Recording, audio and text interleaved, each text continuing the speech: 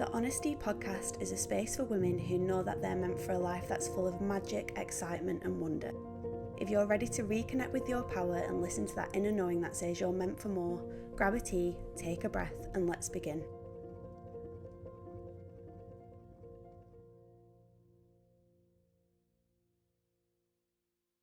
Hello and welcome back to the Honesty podcast. Today I am going to talk about something that I basically did over the New Year Christmas period because a friend had said to me that hanging out with me and my other girlfriends, we do like a vampire and cereal night once a month where we watch films together and eat cereal and it's the best. And she just said that even though she felt really tired, she didn't mind hanging out together because we didn't take any more of her energy.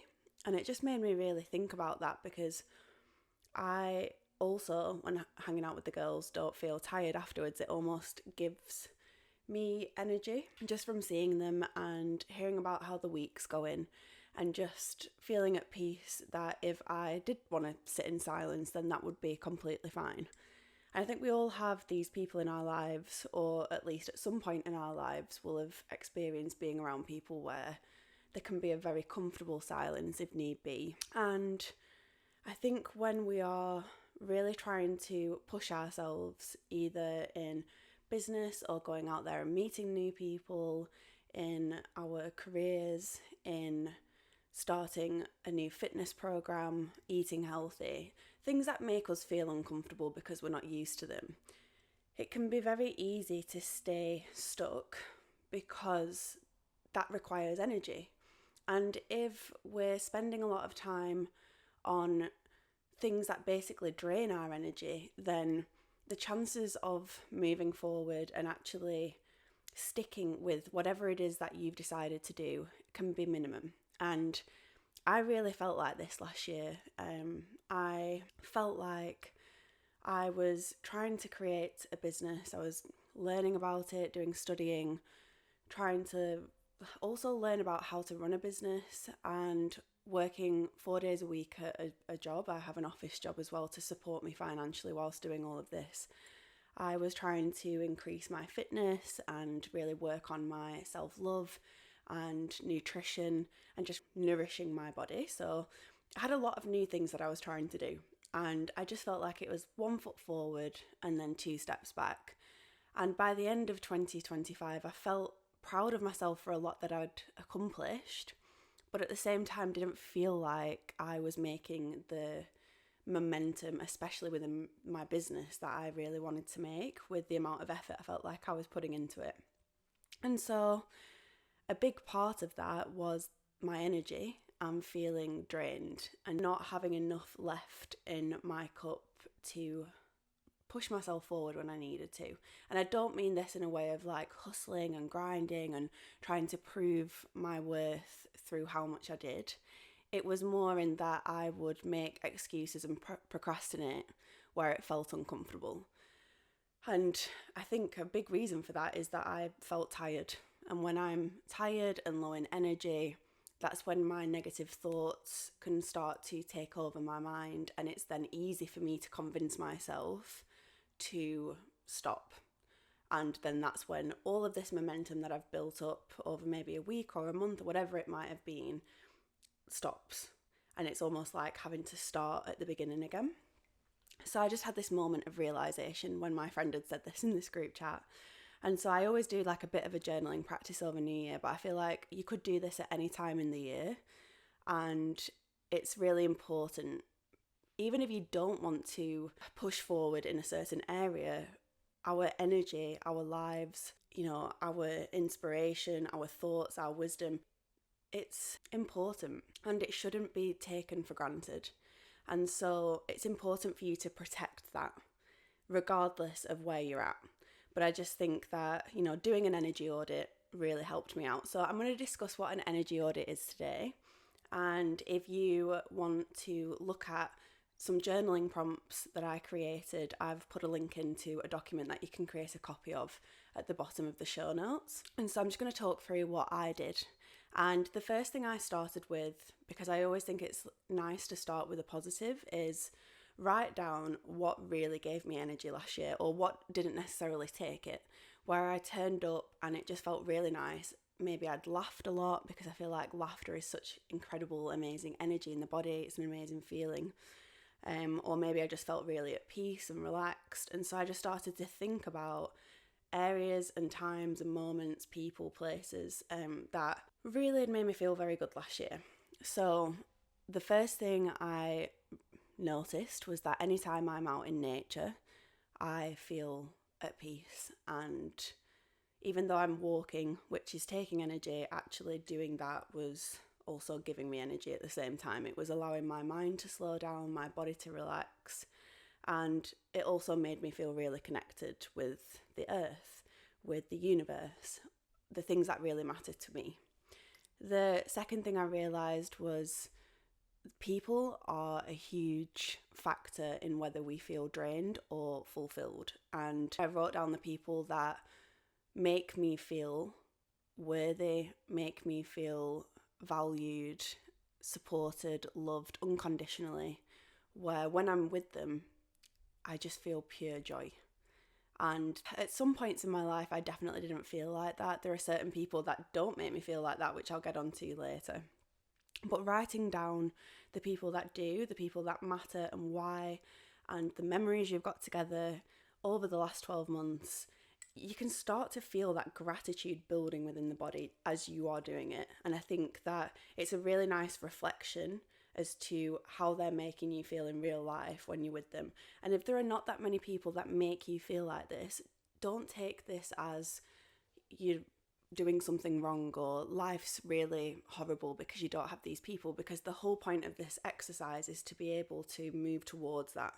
So anything that's said during this podcast, if it doesn't fully resonate or you feel like it's missing, that's okay, because now it's time to focus our attention on that so you can manifest it in the future. So for me, people was a huge thing. I have some incredible friends, my partner, my family members, my cat, even though she's not a person, I feel like she is my little baby girl. So people was a huge thing. Then it was any holidays I've been on, trips that I've been on, places in the area that I live that make me feel really full of life, of wonder, where I've been there and just could stay there forever because it felt really good. Again, it's like giving that energy. So environments, places, memories, holidays, trips, anything that you've done in the last 12 months where you have felt a sense of calm or excitement or wonder, whatever it is. And then I thought about TV shows that I've been watching, books that I've been reading, podcasts that I've been watching as well. Like podcasts has been a huge thing for me in the last 12 months.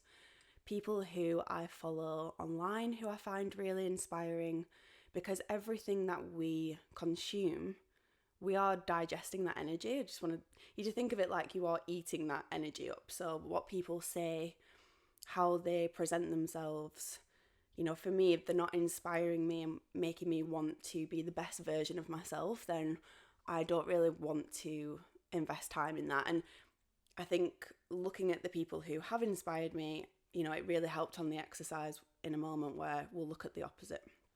So really just thinking about any TV shows and podcasts, books that you're reading, watching, listening to that have made you feel full of energy as you're doing that. And then another thing was foods. Any foods that I've eaten where afterwards I'm like, oh yeah, I feel really nourished. Drinks, exercises, how often did I work out last year and how did I feel afterwards? Because I always feel really energized after a workout. It's like my body knows that I'm putting it first and I'm nourishing it through movement. And yeah, I feel like that was it. So I made a list of everything basically that filled me with joy in the last 12 months, because joy and laughter and abundance and freedom and all of these beautiful, juicy feelings that come with certain people and events, really gave me energy. So I thought it was just a beautiful place to begin. And even if your list feels quite short, because trust me, had I done this even 3 or 4 years ago, the list would have definitely been shorter on the things that filled me up than the list of things that drained my energy. This has been something that I have been moving through for the last 7 or 8 years. And without even knowing it, this is the first time I've done an energy audit, but looking back over the last 7 years, it's been a journey of trying one foot in front of the other to put myself first and get honest about what is making me grow as a human versus where I'm keeping myself stuck. And so that's why I created this podcast. I feel like it's really important for me to speak about all of this because I've been there and I've been doing it for years now. And so once I'd done that and I felt really grateful, I wrote some things that I'm grateful for just to obviously marinate in that energy for a little bit. I then moved on to areas of my life, people, places, environments where I felt like my energy is being drained. And it's important to do this because it's surprising how much I was draining my own energy by focusing my attention on the wrong things. And when I was looking at, momentum and building that energy within my business to move forward and to have even the energy to do stretchy things, like for me, marketing feels quite stretchy, to go on Instagram and post in a way that feels authentic, I always end up putting other things first and procrastinating on it a little bit. So even to have the energy to be able to convince myself not to do that and to push forward even though it feels uncomfortable, it does take energy. So I started making a list of everything that was draining my energy in the last 12 months so that I could move away from that and start to put some action points in place to move more towards the list of things that do fill me up versus the list that doesn't. A big thing was social media and scrolling on my phone. I spent quite a lot of time. You just don't even think about it. I wasn't even thinking about it, but it's actually crazy and quite scary that anytime I felt uncomfortable, my first reaction was to pick up my phone and maybe open Instagram. And sometimes I wouldn't even realise I'd opened it and I'd be scrolling through it. It was just muscle memory. And that needed to stop because the amount of time I was spending on my phone, hours a day, could have been spent on going on a walk and getting my 10,000 steps in, studying more, reading a book where I was educating myself, things that were going to help me in life, business, relationships, where I was growing and becoming a more authentic version of myself. So a big thing for me was scrolling. I've downloaded the Opal app and you can actually put limitations on certain apps on there. So that's what I've done. It has helped so much because even now in the morning, I've actually stopped being able to go on into Instagram until 9 a.m. I wake up at around 7. And my first reaction sometimes to try and wake myself up would be to go on Instagram, even if it was just for 5 minutes. But then I'm walking to the kitchen and I'm looking through my phone and I'm on Instagram. And my practice in the morning is to have some cacao, go into the living room, do a breathwork meditation, journal a little bit, start the day like that. But I do feel like if I'm opening Instagram before I'm doing that, it's almost counterproductive because I'm already consuming other people's stuff before I've even focused on myself. So a big thing I did was stop that being able to go on Instagram until 9 a.m. And the amount of times I've gone to pick up my phone to go on it and then been like, oh no, I can't, is crazy. But also it's good that I can do this because it's shown me that not going on there has improved my morning practice. And then another thing that I found really interesting was drinking alcohol was a big thing for me because even if I was to have one glass of wine, I would have a really bad night's sleep. And I find that I need a lot of sleep to feel like I even have energy in the tank to do the day properly. If I don't have enough sleep, I'm definitely grouchy. Like some people get hangry, like they need the food or they're really angry. I'm like that with sleep. So to have a bad night's sleep and to be doing that to myself because I'd had a drink was not only affecting me the day after, but it was taking me a few days to feel normal again. And when I was doing it, like in my mind, I was like, oh yeah, I'm only doing it once a month maybe. But when looking over the last month or so, or looking over the last 3 months, it was sneaky how often I was ending up having a drink. And then when I was too tired to do anything in my work, I wasn't realising that that could be a cause. So I made a decision over New Year to stop drinking. I actually did New Year's Eve alcohol free. Got a Prosecco and some trips, some drinks in the UK that are quite good for you but do taste a bit mocktaily. And I have not had a drink now for over a month and I feel so much better. Like my energy has gone up so much from it. So I'm just going to continue this. That was a decision I've been thinking about for 12 months anyway. But doing this energy audit and realising how much it was actually affecting how much I had in the tank to keep going, I just thought it's a no-brainer. If I really want to make my business a success and to put it first in my list of priorities, drinking had to stop. And this is not me telling you to stop drinking, this was just something personal to me when I was looking over what was draining my energy. And so, yeah, the next thing for me was what I was eating and how often I was filling my body with nutrients. I'm not somebody who has a takeaway a lot, but that had started to creep in a lot more than I'd realised again. So anytime I'd had a takeaway, maybe my sleep wasn't as good, and then I wouldn't feel like really pushing myself in the gym the day after. And it was just about me getting honest about that. You know, everybody's different, but that was something I was doing and that I needed to become aware of and accept because it was a thing. And then I looked at what TV shows I was watching. I know that me and my partner had watched quite a lot of reality TV last year, and that is full of bitching and drama, and yeah, it's an easy watch and it can be fun. But when I was wanting to be in this zone of bettering myself and focusing on things that were going to make me again be a better person, to watch these TV shows, I could feel my body almost like seizing up because it felt really uncomfortable to watch people argue with each other over and over again about frivolous things. So I just had to have an honest conversation with my partner. I was like, I just don't think I can watch these TV shows for a while because it doesn't feel good to watch it. It's actually, again, draining my energy. It doesn't feel right.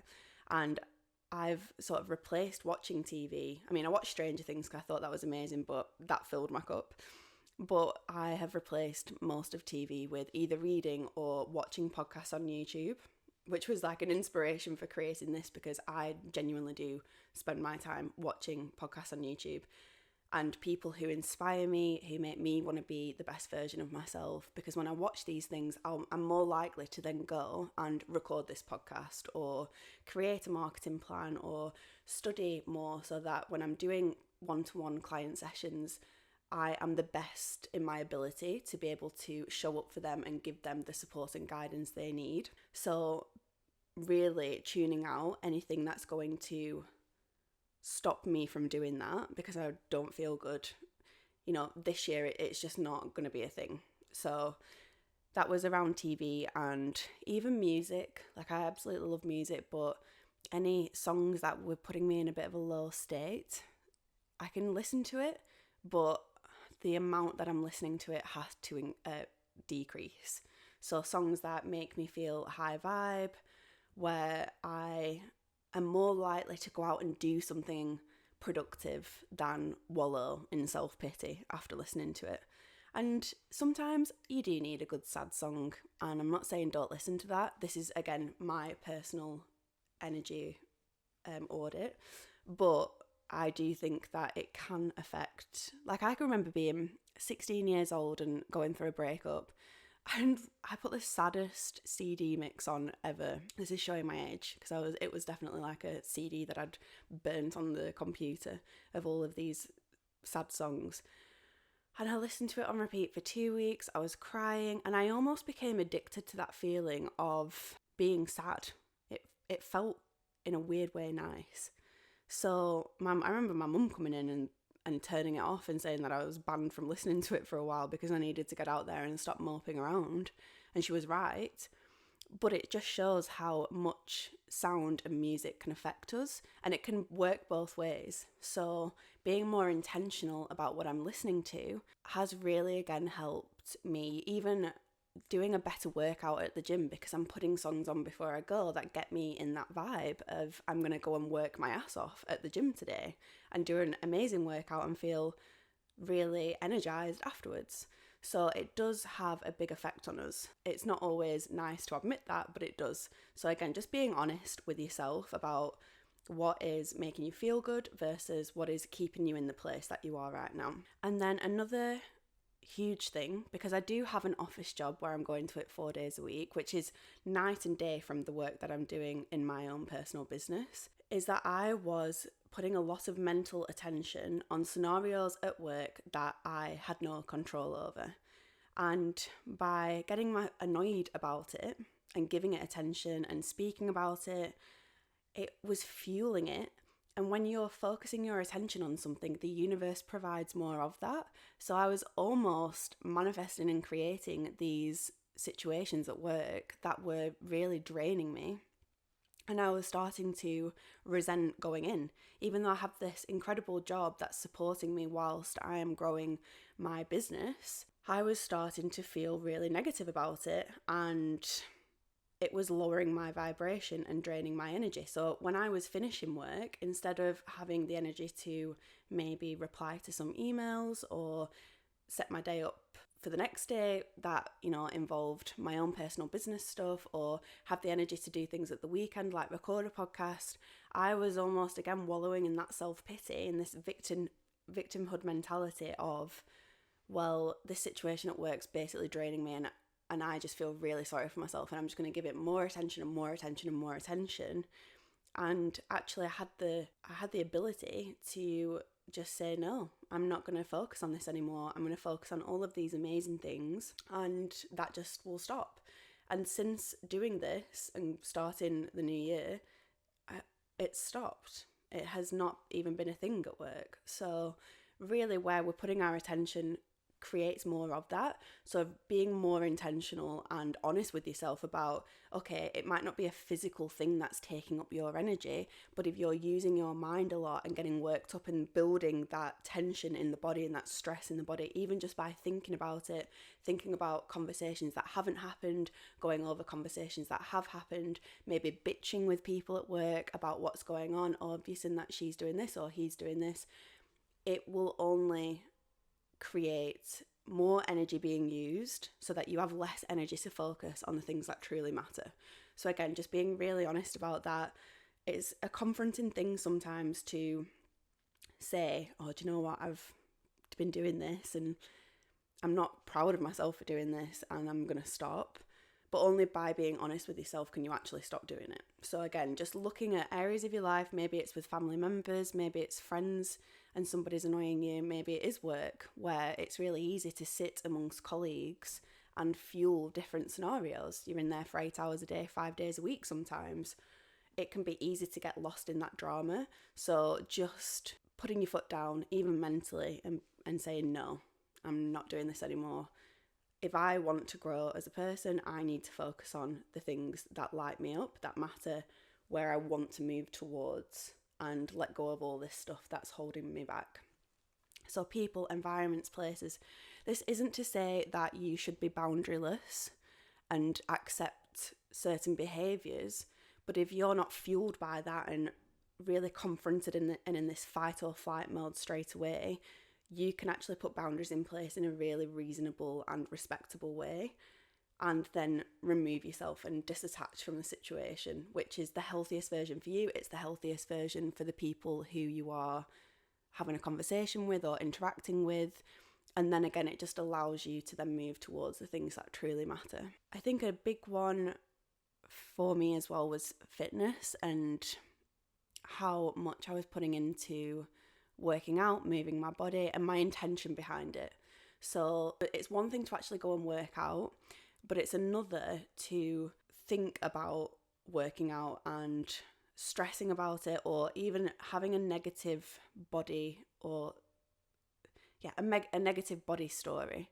Like, what was my internal dialogue like towards myself through working out? What was my intention for working out? And switching that up, especially when it came to food as well, because I would be holding back on eating a lot of foods and then overeating my evening meal and then thinking about it and beating myself up about it.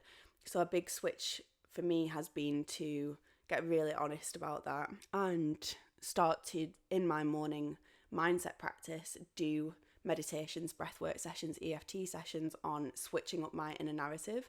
And it's made me become more focused at the gym, going on walks, getting 10,000 steps in a day, to move my body in a way that nourishes me, not because I need to do it for external validation.